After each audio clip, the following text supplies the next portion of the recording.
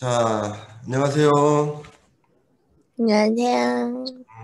자, 오늘은 드디어 이제 7단원 문화와 다양성 본격적인 수업을 시작하도록 하겠습니다. 벌써 우리가 7단원까지 진도를 나가고 있습니다. 시간 참 빠르지? 네.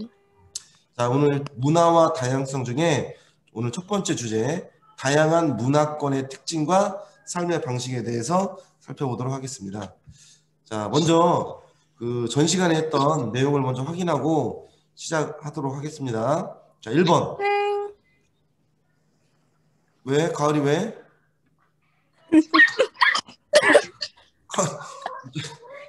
네. 그래. 알았어, 수업하자. 자, 그래서 이 전 시간에 우리가 배웠던 내용이 뭐냐면 수도권과 비수도권, 도시와 농촌 간의 공간 불평등을 해소하여 국토의 균형 발전이 이루어지도록 하는 정책을 무슨 완화 정책? 지역적 격차. 지역적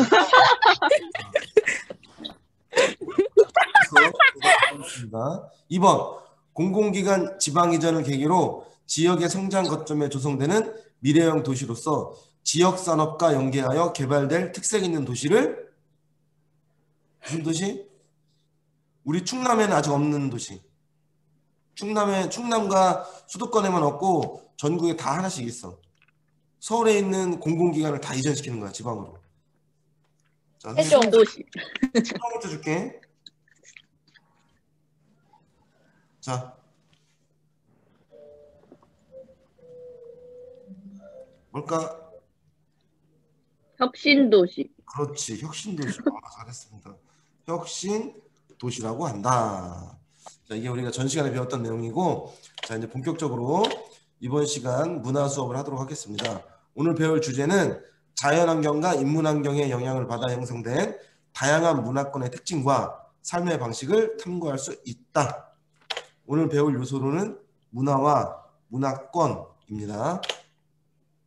자, 먼저 문화에 대해서 우리가 이제 그 사전적 정의를 살펴보겠는데, 문화라는 것은 사회 구성원들이 서로 공유하고 있는 사회 전반의 생활 양식을 문화라고 한다.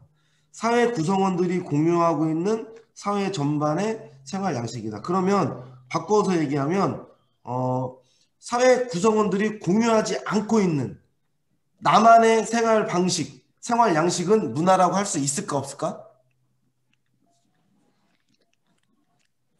할 수 없어요. 그렇지. 왜냐하면 사회 구성원들이 공유하지 않고 있기 때문에.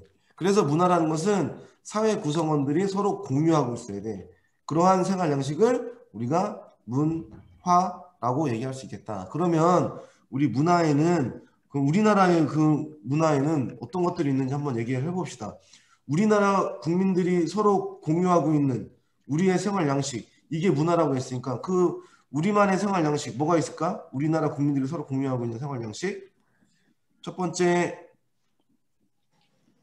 온돌 문화. 한복. 봤지? 한옥.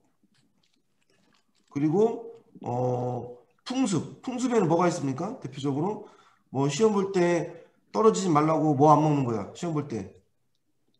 미역국 뭐가 안 먹어? 안 먹잖아. 안 먹어요. 이런 것들이 우리나라 사람들이 서로 공유하고 있는 우리나라만의 문화가 되는 겁니다.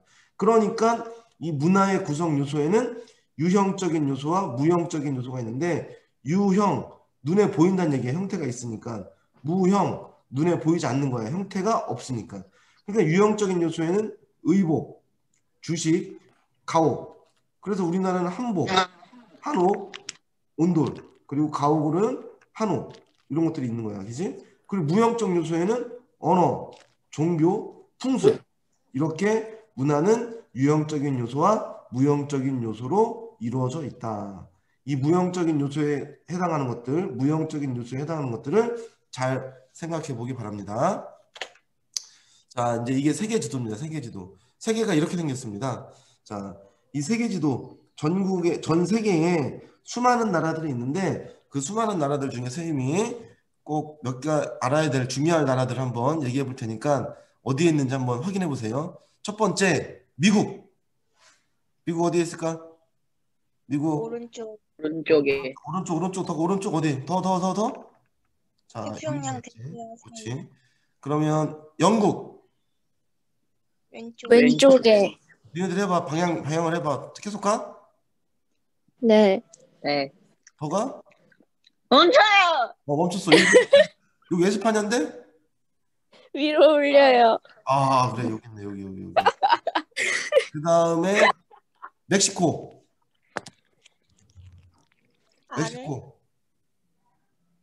멕시코 어디 있을까? 빨리 움직여봐 이거를 너희들이. 오른쪽 미국 밑에. 미국에서 그치. 미국에서 밑에 여기 있네. 잘했습니다. 그다음 인도. 중국 밑에. 한국 밑에? 중국. 중국 밑에 여기 라오스인데? 옆. 중국 밑에 라오스, 타이. 네. 어디 있어 인도? 방글방글 방글라데시 옆에요. 방글방글 인도. 방글라데시는 뭐야 그냥 방글방글이네 그지? 자, 그 다음에 사우디아라비아. 왼쪽이요. 그렇지, 왼쪽 여기 있지. 그 다음에 스페인, 에스파냐라고 하는 우리 스페인.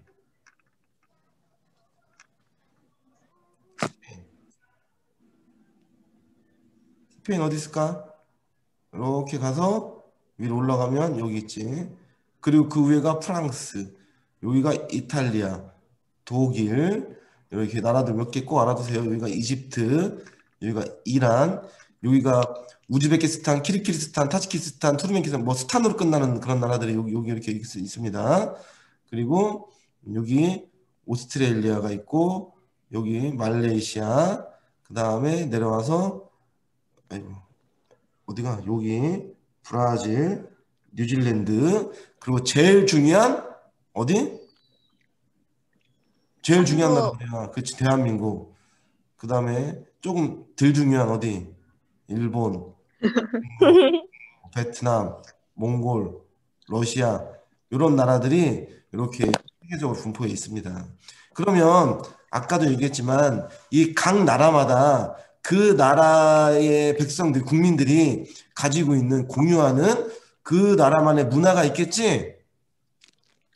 네. 그래, 그지? 그래서 그 나라만의 문화가 분명히 존재할 거란 말이야. 그런데 우리가 문화권이라는 그 단어를 사용합니다. 문화권이라는 것은 이러한 나라들이 가지고 있는 문화를 그 지리적인 그 공간의 범위로 나타내는 거야. 공간의 범위로. 그래서 보통 유사한 문화가 나타나는 지역들을 지리적으로 하나로 묶어서 무슨 문화권 이렇게 부르는 거예요. 그러면 우리나라를 예를 들면 우리나라하고 유사한 문화가 나타나는 지역이 어디 있을까? 나라가? 일본. 일본. 우리나라 또 중국, 몽골, 베트남 일부 지역, 이러한 지역에서는 비슷한 문화가 나타난단 말이에요. 어떤 문화? 유교 문화, 한자 문화, 불교, 뭐 젓가락 사용한다 이런 것들, 그지? 이런 문화. 그래서 이렇게 하나의 문화권으로 묶어놓는 거야. 그래서 이거를 동부아시아 문화권이라고 부르는 겁니다. 마찬가지로 인도, 스리랑카 요 지역들은 남부아시아 문화권이라고 묶어놓고 여기는 동남아시아 문화권이라고 묶어놓는 거야. 마찬가지로 여기를 유럽 문화권이라고 묶어놓고 여기를 건조 문화권이라고 이렇게 묶어놓습니다. 여기는 아프리카 문화권, 여기는 오세아니아 문화권. 멕시코는 아니야. 미국과 캐나다를 앵글로 문화권. 요 멕시코부터 요 밑에 전체를 라틴 문화권. 그리고 요 위에 북극 지역을 북극 문화권. 이렇게 문화가 유사한 지역들끼리 하나의 권역을 만들어 놓은 겁니다. 그래서 무슨 문화권 이렇게 붙여놓는 거야. 알겠지? 대답해야지. 알겠지? 네. 그러면 문화권이라는 것은 아까도 얘기했지만 이 문화적 특성이 비교적 넓은 지표 공간에 걸쳐 유사하게 나타나는 공간적인 범위를 우리가 문화권이라고 한다. 그러니까 이 문화권의 형성 요인은 유사하게 나타나야 돼. 뭐가 유사하게 나타나야 돼? 기후가 유사하게 나타나든 지형이 유사하게 나타나든 이렇게 기후나 지형과 같은 무슨 환경? 자연환경. 자연환경. 종교가 유사하게 나타나든 산업이 유사하게 나타나든 이 종교와 산업과 같은 인문환경의 영향을 받아 형성된다. 이 문화권이라는 것이. 그러니까 우리 교과서 192페이지에 보면 거기 그림이 나옵니다. 가, 나, 다라 나오는데 자, 가와 같은 삶의 방식이 나타나는데 영향을 준 요인은 뭘까? 기후지, 기후. 기후에 따라 옷차림이 지금 달라지는 거잖아. 그지? 나는 산지 지역, 평야 지역, 해안 지역. 나는 뭘까? 삶의 방식이 나타나는데 영향을 주는 나. 산지 지역, 평야 지역, 해안 지역이니까 요거는 뭐가 되는 거야? 지형이 되겠지. 다는 크리스트교, 이슬람교, 그 다음에 우리의 그 탑 이런 것들은 어떠한 삶의 방식에 영향을 주는 거야? 종교. 그 다음에 라는 산업이 발달한 지역과 그렇지 않은 지역 간의 삶의 방식이 다르게 나타난다. 자, 특징. 그럼 이 문화권의 특징인데 문화권의 특징은 민족, 언어, 종교 등 여러 문화 요소 가운데 하나 혹은 여러 개를 기준으로 구분이 되는데 특히 문화권을 구분할 때 가장 중요한 요소가 바로 뭐냐면 종교입니다. 종교. 그래서 문화권 구분의 주요 기준이 바로 종교인데 일단 문화권을 구분하는 기준은 앞에서도 살펴봤지만 매우 다양합니다. 뭐 기후라든지 지형이라든지 산업이라든지 뭐 언어라든지 이렇게 기준은 다양하지만 이 중에서도 종교가 가장 중요한 구분 기준이 되는 겁니다. 왜 그러냐면 종교는 사람들의 정신세계에서부터 일상생활에 이르기까지 아주 광범위한 영향을 끼치고 있고 또 종교는 집단의 정체성을 명확히 하여 문화권을 구분하는 중요한 기준이 되고 있습니다. 그래서 우리가 앞에서 살펴봤던 그러한 종교로 인한 그 문화권을 앞에서 우리가 살펴봤던 겁니다. 두 번째 특징,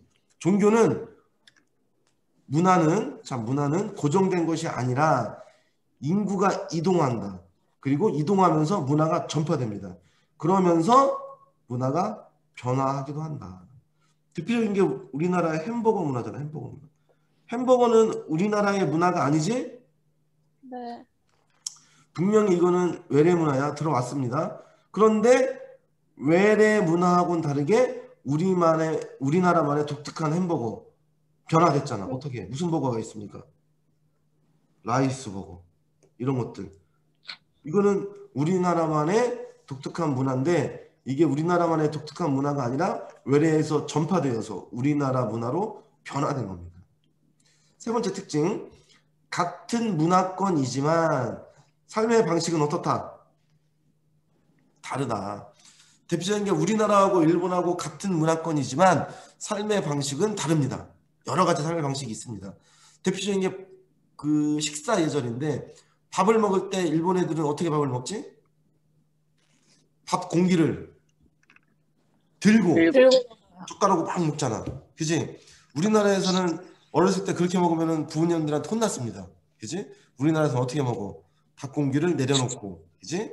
내려놓고 수저로 밥을 뜨고 젓가락으로 반찬을 따고 그런 문화가 우리나라 문화입니다. 같은 문화권이지만 여러 가지 삶의 방식이 다르게 나타나기도 한다. 자, 그래서 오늘 첫 번째 살펴볼 문화권이 동양 문화권이다. 동양 문화권. 동양 문화권은 우리가 알고 있는 아시아야, 아시아. 근데 이 동양 문화권인데 이 동양 문화권도 워낙 넓기 때문에 이거를 지리적으로 우리가 공간의 범위를 정해서 세 개의 문화권으로 나눠져 있습니다. 첫 번째가 동부아시아 문화권, 두 번째가 동남아시아 문화권, 세 번째가 남부아시아 문화권입니다. 한번 지도를 통해서 살펴보도록 하겠습니다. 자, 동부아시아 문화권. 동부아시아 문화권이라고 하면 아까 선생님 설명해 줬죠. 어디입니까? 몽골, 중국, 대한민국, 일본, 베트남 북부 지역. 요 지역이 동부아시아 문화권입니다. 서로 유사한 문화가 나타나기 때문에 그런 거예요. 유사한 문화가. 유사한 문화 뭐가 있을까? 젓가락. 유교, 한자 뭐 이런 게 있겠죠. 물론 젓가락도 있습니다. 젓가락 있고 그런 문화가 나타나는 유사한 문화가 나타나기 때문에 하나의 문화권으로 묶어놨고 황철현 지금 들어오면 어떡하니? 두 번째 남부아시아 문화권. 남부아시아 문화권은 어디라고 했죠 선생님이? 인도, 파키스탄, 네팔, 부탄, 방글라데시, 스리랑카, 몰디브 이 지역이 남부아시아 문화권입니다. 그럼 이 지역도 뭔가 공통된 문화가 있기 때문에 같이 남부아시아 문화권으로 묶여놨겠지? 그지? 남부아시아 지역은 특징이 외세의 영향으로 민족이라든지 언어, 종교가 다양하다. 민족, 언어, 종교가 다양한 특징을 가지고 있습니다. 그런데 종교가 다양하지만 이 남부아시아 문화권에서 가장 중요한 종교는 뭐다? 힌두교입니다. 그런데 이 파키스탄은 힌두교가 아니라 이슬람교를 믿어. 그래서 파키스탄과 이 인도의 접경 지역, 요 지역에서는 이 카슈미르라고 하는 지역인데 이 지역에서는 종교 갈등이 많이 일어나는 지역입니다. 이게 남부아시아의 특징이야. 그 다음에 동남아시아는 어디야? 미얀마, 라오스, 타이, 캄보디아, 베트남, 말레이시아, 싱가포르, 브루나이, 인도네시아, 필리핀 이런 나라들이 동남아시아 문화권인데 이 나라들의 특징을 한번 살펴보자. 이 나라들의 특징은 잘 봐봐. 세계에서 가장 큰 바다가 태평양입니다. 그리고 이쪽에는 인도양이 있어.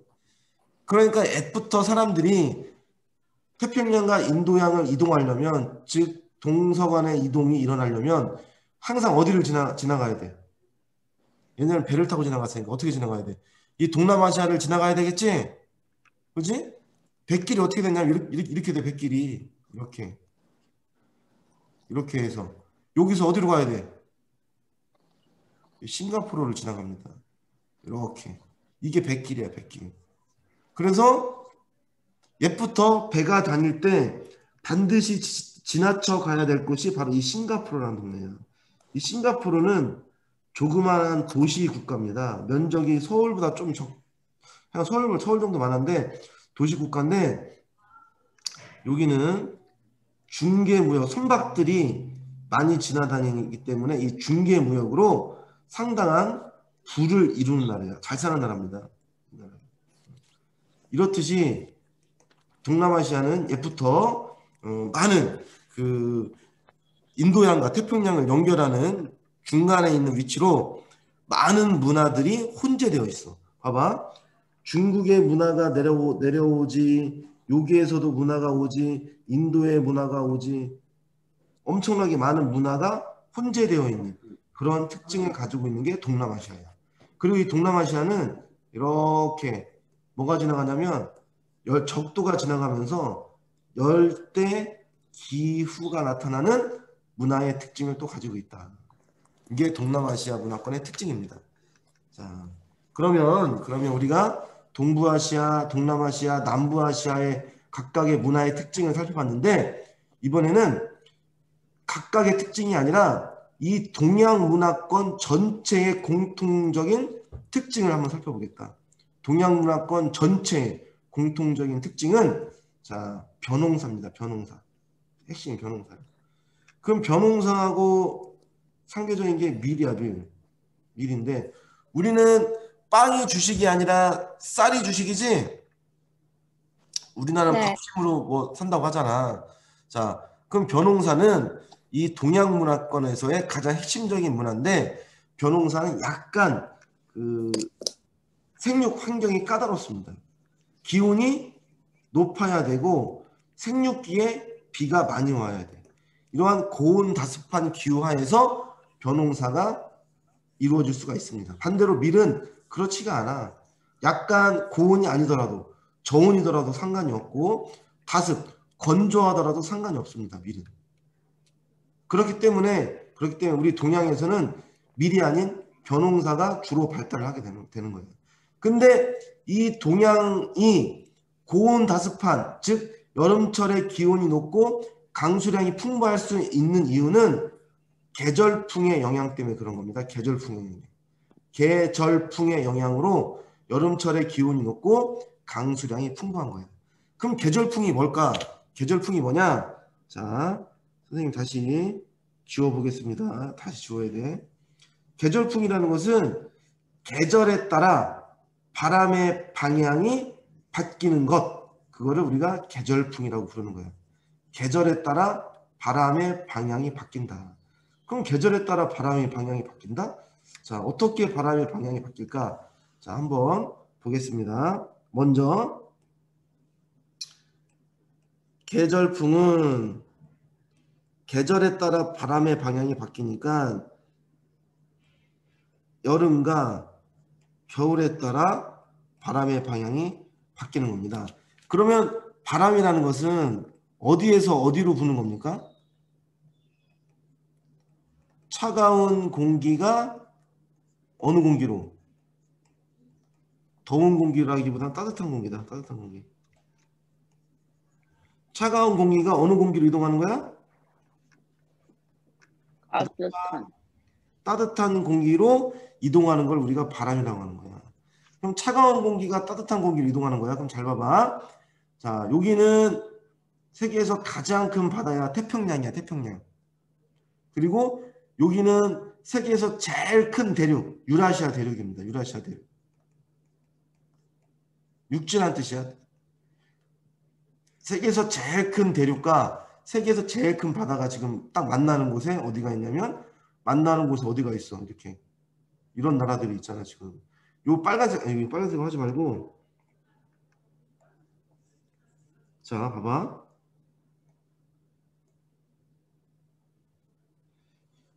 세계에서 제일 큰 바다와 세계에서 제일 큰 육지가 만나는 곳이 바로 이 지역입니다. 이 지역 맞지? 경계 지역이지? 자, 그러면 공기는 차가운 데서 따뜻한 데로 분다고 했어. 그러면 겨울철에는 육지가 따뜻할까? 바다가 따뜻할까? 겨울철에 육지. 겨울철에 따뜻한 곳은 육지야, 바다야? 참고로 육지는 바다보다 밀도가 낮고 바다가 밀도가 더 높습니다. 뭔 소리냐? 똑같은 에너지를 가지고 가열을 했을 때 육지가 먼저 달아올라.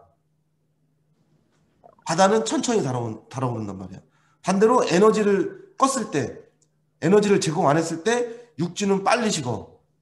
반면에 바다는 천천히 식어. 그걸 우리가 비교하면 뭐라고 얘기할 수 있냐면, 선생님 자세히 설명해 줄게. 양은 냄비 알지? 양은 냄비랑 뚝배기야. 우리가 양은 냄비랑 뚝배기랑 똑같은 양의, 똑같은 크기에 똑같은 양의 물을 넣고 가열을 하면 어디가 더 빨리 끓어? 뚝배기야, 양은 냄비야? 양은 냄비. 양은 냄비가 빨리 끓어. 그러다가 똑같이 끓었을 때, 뚝배기가 좀 늦게 끓었지만 똑같이 끓었을 때 가스불을 딱 끄면 어디가 더 먼저 식어? 양은 냄비. 양은 냄비. 뚝배기는 가스불을 껐는데도 불구하고 보글보글 계속 끓고 있잖아. 그지? 그 차이라고 보면 되는 거야. 그럼 바다가 양은 냄비일까 뚝배기일까? 뚝배기. 뚝배기. 육지는 양은 양은 냄비. 냄비. 자, 그러면은 겨울철에는 어디가 더 차가운 거야? 양은 냄비야, 뚝배기야? 겨울철에는 뚝배기. 가스를 껐잖아. 가스를 끄니까 어디가 더 빨리 식어? 양은 냄비. 양은 냄비가 빨리 식으니까 상대적으로 여기가 차가운 거야. 여기가 육지가 차가운 거라. 육지가 차가우니까 차가운 데서 상대적으로 따뜻한 이쪽으로 바람이 불어 들어오는 겁니다. 이렇게. 무슨 말인지 알겠지? 반대로 여름에는 어디가 더 차가워? 바다. 바다가. 그 바다에서 이렇게 바람이 불어 들어가는 거예요. 이렇게. 그러니까 계절에 따라 바람의 방향이 바뀌었지? 그지? 이게 바로 네. 계절풍입니다. 여름에는 어디에서 어디로? 바다에서 육지로. 겨울에는 육지에서 바다로. 바람의 방향이 바뀌는 계절풍이 아시아 지역에서 탁월하게 나타나게 되는 겁니다. 그럼 여름철에 바다에서 육지로 바람이 부니까 바다의 공기는 매우 어때? 고온이고 다습하잖아. 습기가 많잖아. 고온이고 다습하잖아. 그래서 비가 많이 내린다는 얘기입니다. 이해 갑니까? 이해가? 네. 그래서 이해가지? 그래서 계절풍의 영향으로 벼농사가 발달했다. 왜? 이 계절풍 때문에 여름철 기온이 높고 강수량이 많기 때문에 중요한 겁니다.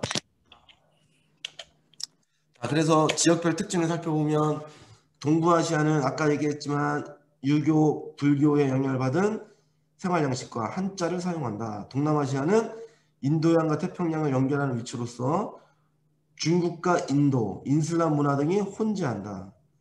그리고 남부아시아는 외세의 영향으로 민족, 언어, 종교가 다양하게 분포하지만 무슨 교를 중심으로? 힌두교를 중심으로 이슬람교와 불교 문화가 나타난다. 이게 바로 우리 동양 문화권의 특징에 해당이 되는 겁니다.